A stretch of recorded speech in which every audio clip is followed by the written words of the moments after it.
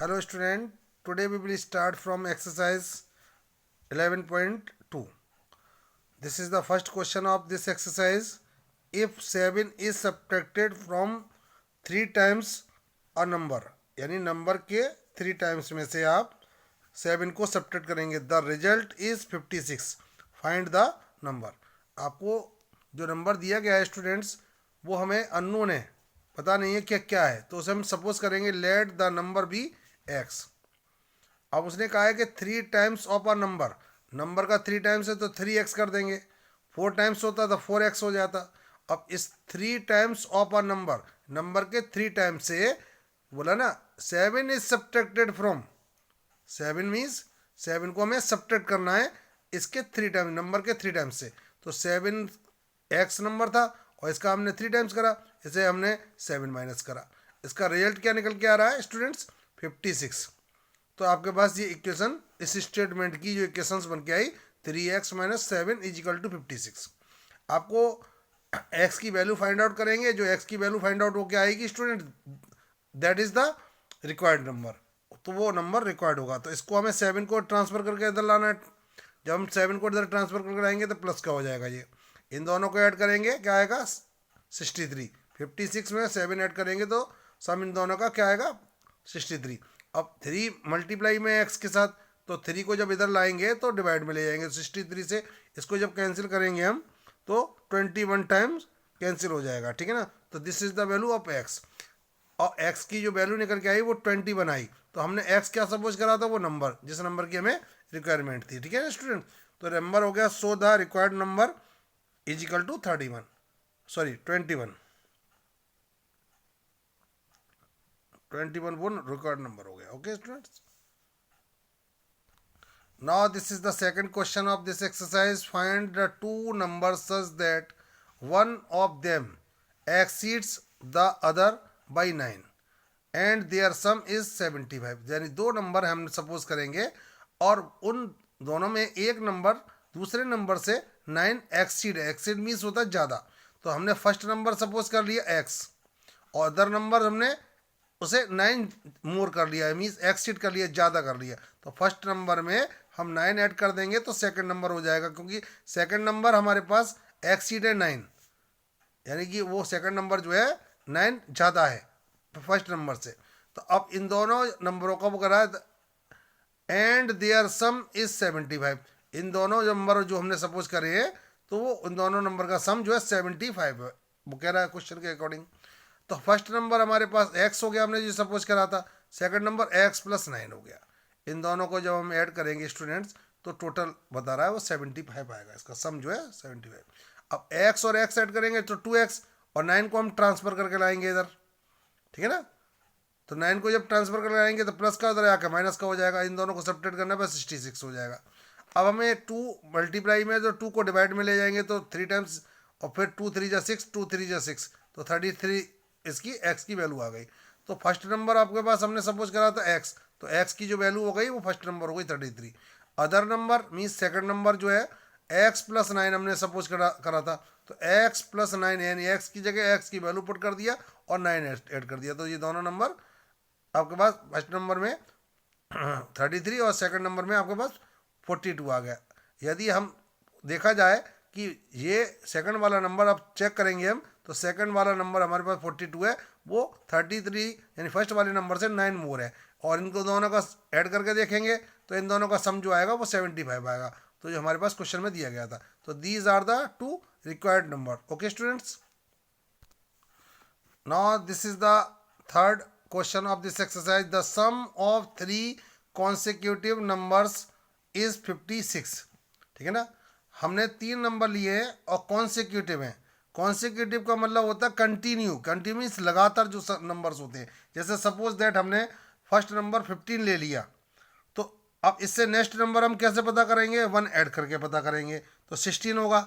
16 कैसे आया कि 15 में हमने सपोज दैट कि हमने सपोज कर लिया कि फर्स्ट नंबर हमारे पास 15 है और सेकंड नंबर क्या होगा इसके बाद वाला कॉन्सिक्यूटिव में 16 होगा और ये नेक्स्ट नंबर 17 हो गया.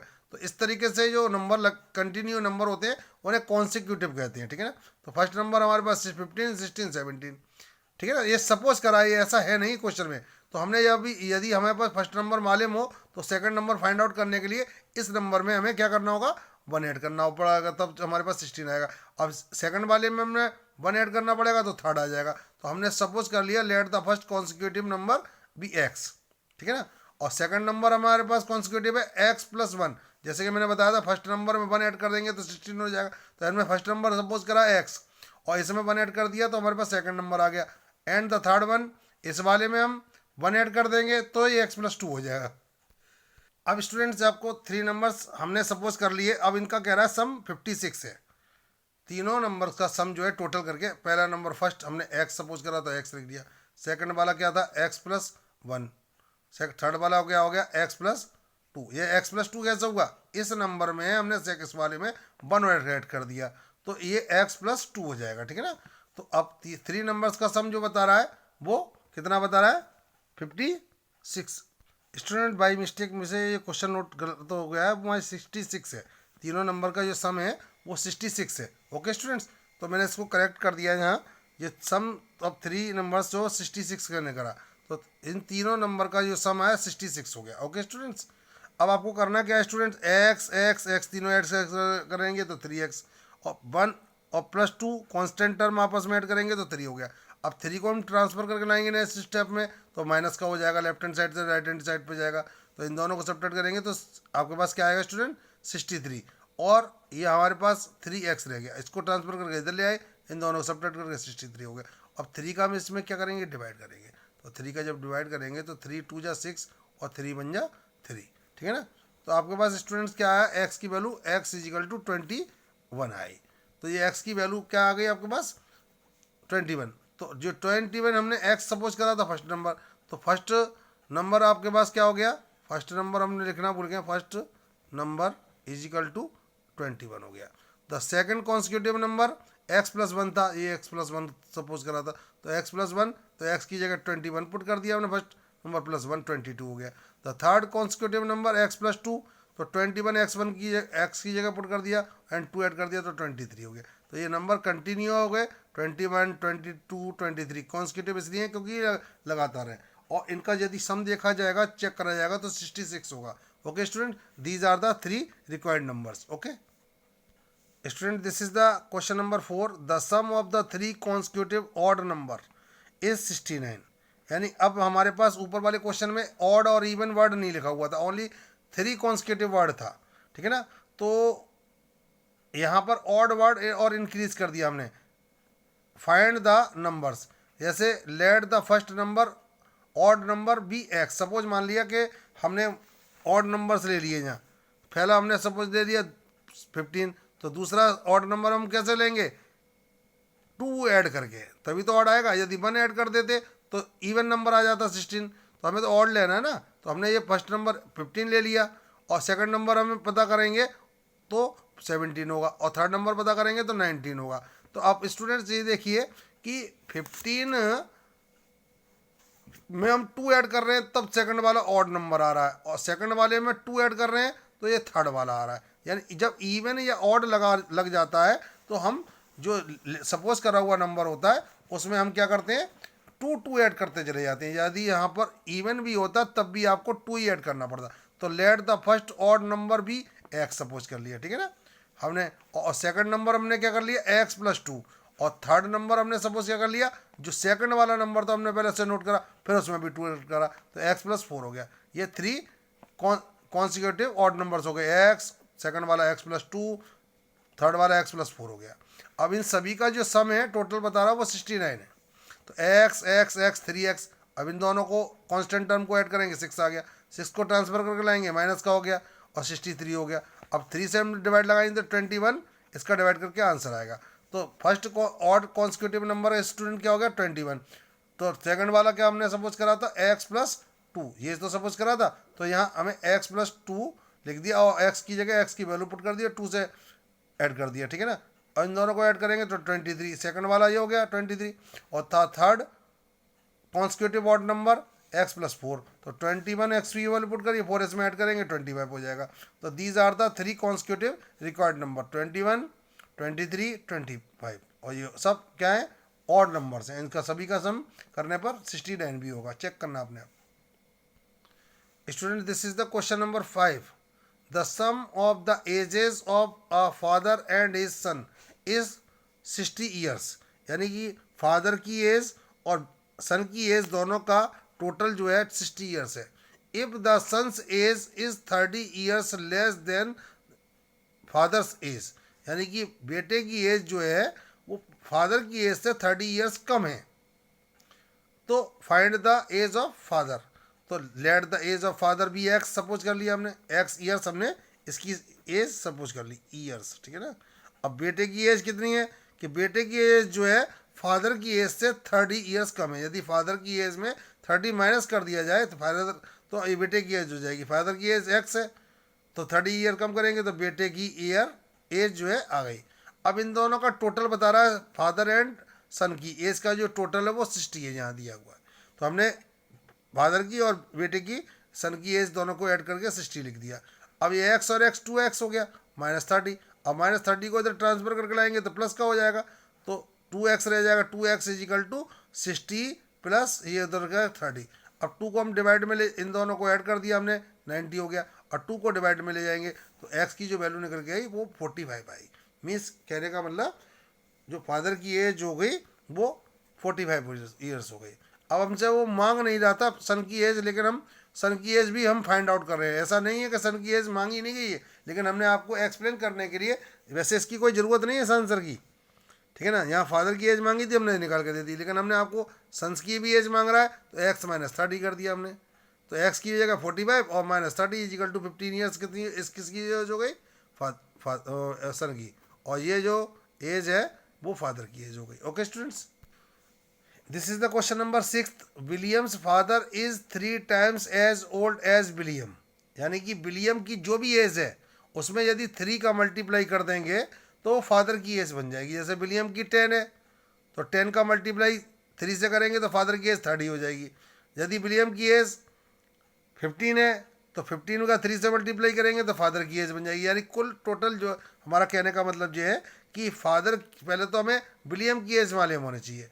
अब बोला if the sum of their ages is 84, यानी दोनों फादर की और विलियम की, दोनों की, विलियम एंड उसके फादर की जो एज है उसका टोटल जो है 84 है. फाइंड देयर एजेस, यानी उन दोनों की एज बतानी है आपको. तो let the age of William be X years, हमने एक्स ईयर्स लिख लिया, ठीक है ना. और फादर की एज क्या है, विलियम की एज में हम थे 3 से मल्टीप्लाई कर दिया, तो ये किसकी एज बन गई, विलियम के फादर की, ठीक है ना. विलियम की समझ करी और विलियम के फादर की. अब इन दोनों का टोटल 84 है, तो इन दोनों का टोटल करके 84 कर लिए. एक्स और 3x is equal to 4x.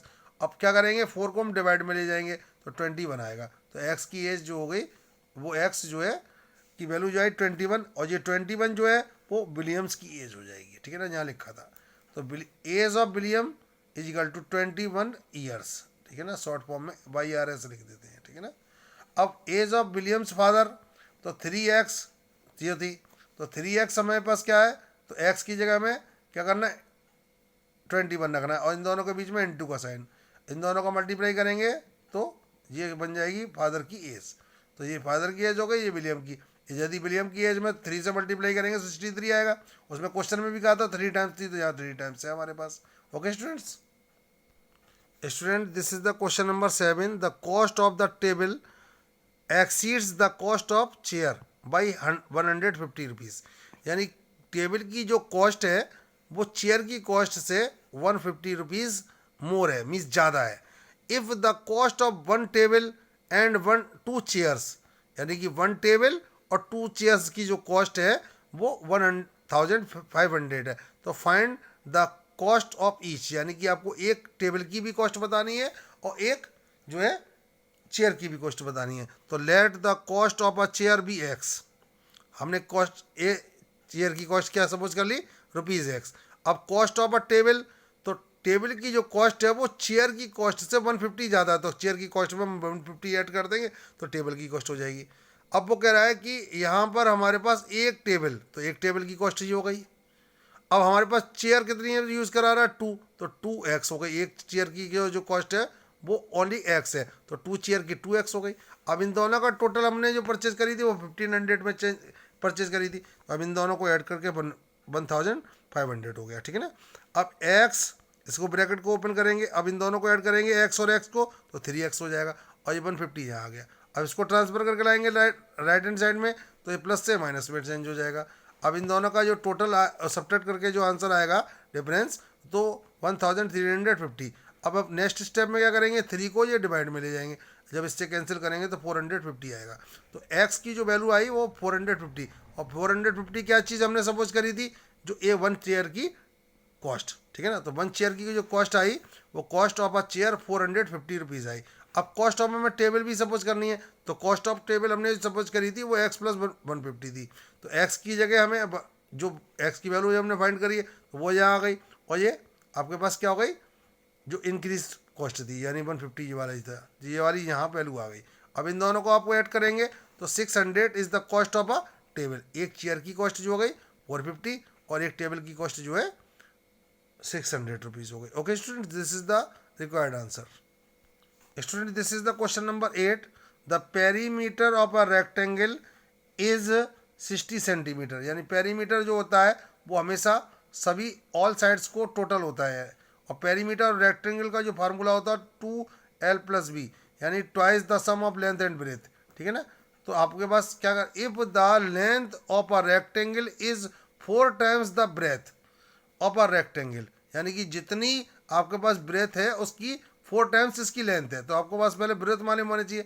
तो हमने ब्रेथ ऑफ अ रेक्टेंगल भी x सपोज कर ली सेंटीमीटर, ठीक है, और लेंथ जो है 4x है, यानी कि इसकी 4 टाइम्स है जितनी ब्रेथ है, तो 4x हो गई ये सेंटीमीटर। अब पेरी twice the sum of length and breadth is equal to perimeter of rectangle, ये फार्मूला हो गया रेक्टेंगल के पेरीमीटर का। आपके पास 2 फार्मूले का आ गया। अब लेंथ की जगह आपने 4x पुट कर दी जो यहाँ हमने सपोज करी थी, ब्रेथ की जगह ब्रेथ पुट कर दी जो हमने यहाँ पर सपोज करी थी। अब इन दोनों को ऐड करेंगे, कितना आएगा स्टूडेंट्स, 5x।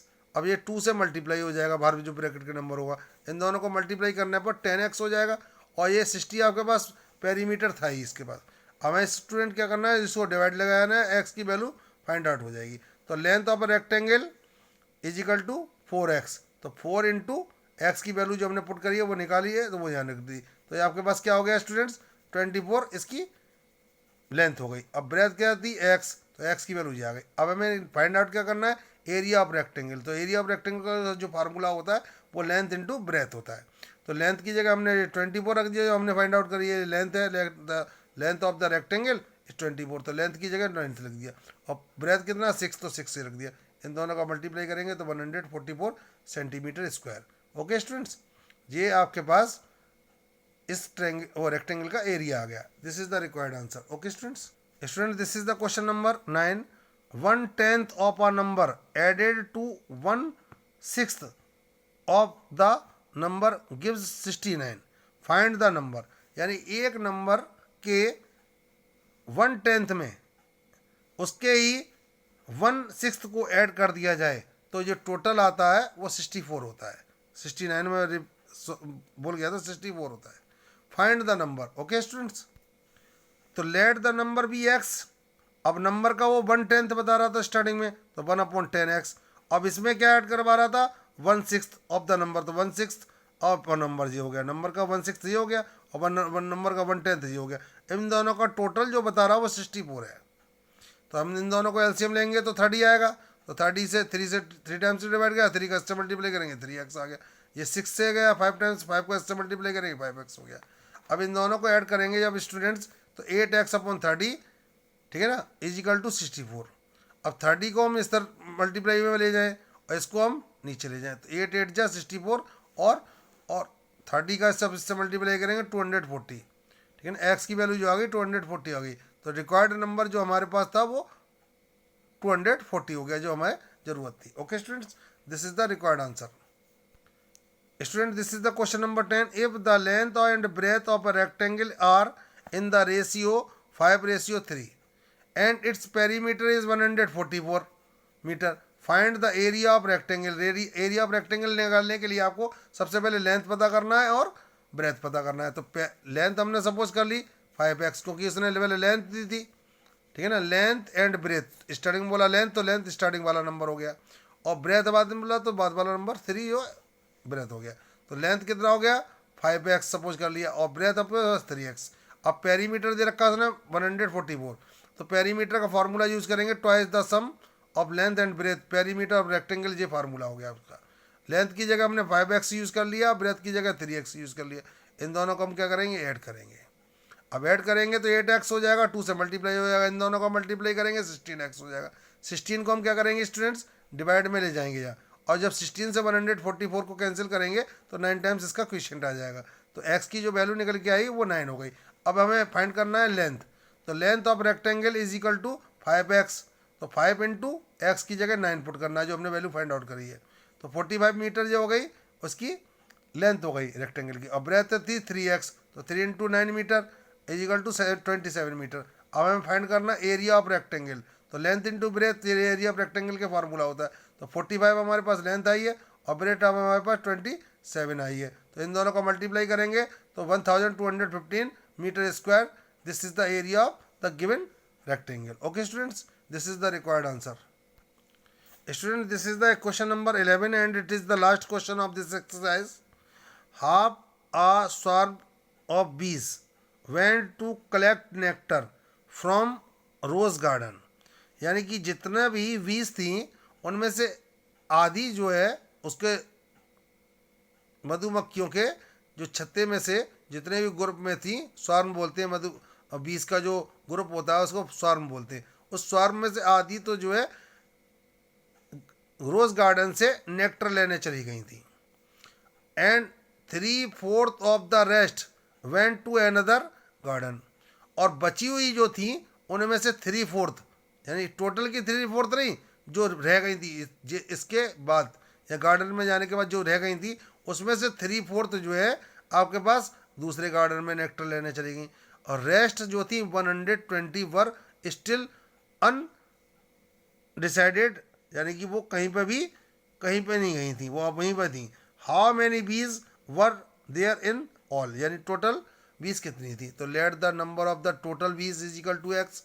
तो number of bees who went to collect nectar in from rose garden x/2, ये x/2 का मतलब जो टोटल थी उसमें 2 से डिवाइड लगाएंगे तो हाफ चली गई थी, इसने कहा था हाफ गई थी, तो हाफ करने के लिए टोटल में से 1/2।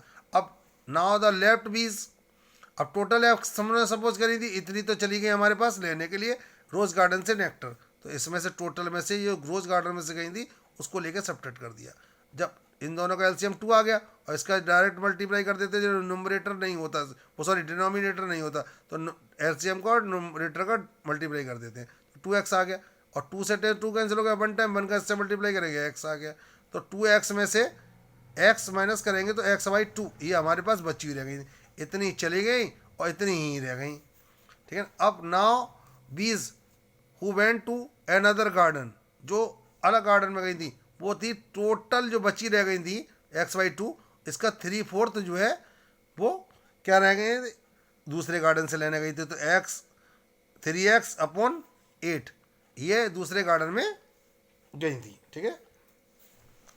अब क्या है, नॉट लेफ्ट बीज, अब बीज कितनी है 120 जो थी, नाउ लेफ्ट बीज बची हुई कितनी थी 120, तो हमारे पास पहले गई थी हमारे पास नेक्टर लेने के लिए x/2 और दूसरे गार्डन से लेने गई थी कितनी 3x/8, तो ठीक है। तो टोटल में से इन दोनों को माइनस करोगे तो 120 जो रिमेनिंग रहेगी थी वो बची रह जाएंगी, तो इन सभी का एलसीएम लेंगे तो 8 आएगा, 8 से इसका डायरेक्ट मल्टीप्लाई करेंगे 8x और 2 से डिवाइड लगाएंगे स्टूडेंट्स, तो कितनी बार जाएगा 4 टाइम्स, 4 का इससे मल्टीप्लाई करेंगे 4x, 8 बन जाए 8 1 टाइम, 1 का इससे मल्टीप्लाई करेंगे 3x, इस 8x इन दोनों को सब्ट्रैक्ट करेंगे 7x। अब इन दोनों को सब्ट्रैक्ट करने पर x/8 हो गया इज इक्वल टू 120। अब इस 120 का इससे मल्टीप्लाई करेंगे तो हमारे पास 960 x की जो वैल्यू पर निकल के आई वो 960 हो गया। This is the number of total bees. Okay students, it is enough for today students, so bye bye.